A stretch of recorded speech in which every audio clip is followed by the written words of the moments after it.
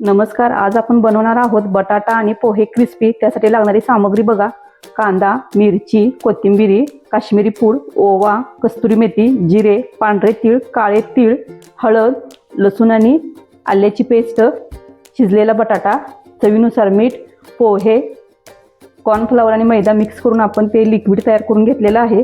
आणि हे ब्रेडचा चुरा। सर्वप्रथम आपण सर्व इन्ग्रेडियंट एकत्र करून घेऊ। शिजलेला बटाटा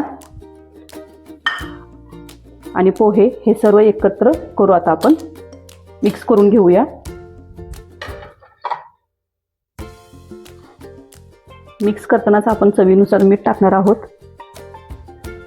छान असं मिक्स झालेलं आहे। आता आपण हे जे गोळे बनवून घेऊ।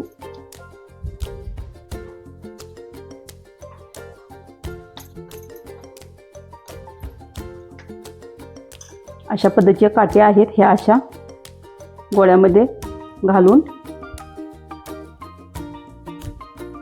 कॉर्नफ्लॉवर आणि मैद्याच्या लिक्विडमध्ये आपण हे अशा पद्धतीने घालून मिक्स करून परत ब्रेडच्या चुऱ्यामध्ये घालून आपण हे तळून घेऊया।